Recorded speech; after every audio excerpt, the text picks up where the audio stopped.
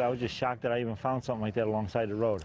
It was a grave marker found face down in the dirt on the side of the road. An El Dorado County viewer spent years trying to find where it belongs and decided to call Curtis for help solving the mystery. You know, and this one took months for us to solve the mystery. The gravestone belongs to a man who died 81 years ago. Our viewer is upset, thinking this man's grave goes unmarked.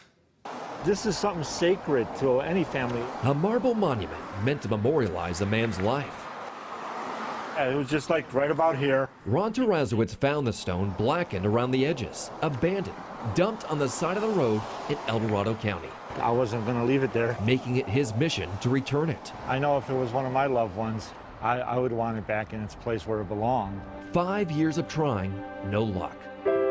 Just who was J.L. Crecilius, born in 1858 and died in 1934? And does his grave go unmarked? There was times I talked to a little bit like, dude, I'm going to find your family one day.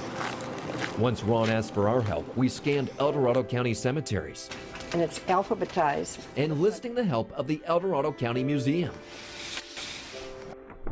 Volunteers searched century-old county records for anyone by that name. Is there a J.L. Crecilius buried anywhere in this county missing a grave marker? No. So we expanded our search nationwide and got a hit in the small town of Miller, South Dakota. A Jacob Lewis Crecilius, born the same year, 1858, also died in 1934. Could this be him? We learned he was buried here in the GAR Cemetery in South Dakota, where we found the Crecilius family plot. But look here, Jacob L. has a tombstone. It appears we hit a dead end. Well, I think it's marble. Royce Ann Rucala Burke's family has been making monuments for 60 years. After studying the stone, she has a theory. Jacob Crecilius of South Dakota has a second headstone. Because maybe the kids lived in one place, maybe they said, I want to have a stone where I live. So we mapped out the family tree, learning Jacob Lewis of South Dakota had a son named Hiram. And guess what? We found he moved from South Dakota here to California during the Great Depression.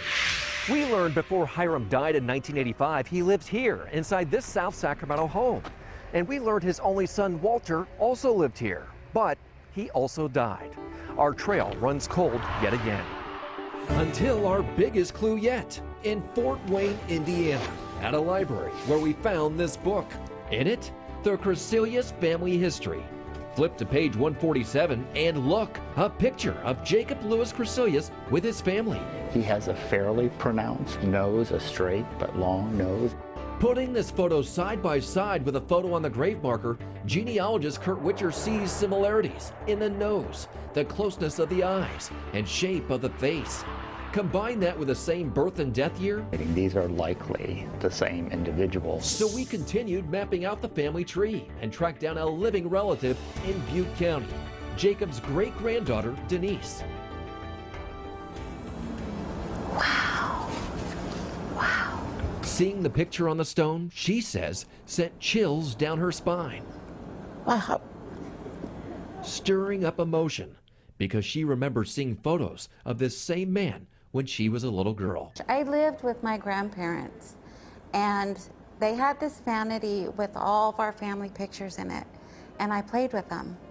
I seen all those pictures. She shows us the only photo of him she has left. So this is your great-grandfather? Yes. And this is when he's much younger? Yes. Putting all three pictures next to one another. The crooked eye, the pointed nose, the mustache. With 100% certainty, she says this grave marker belongs to her great-grandfather.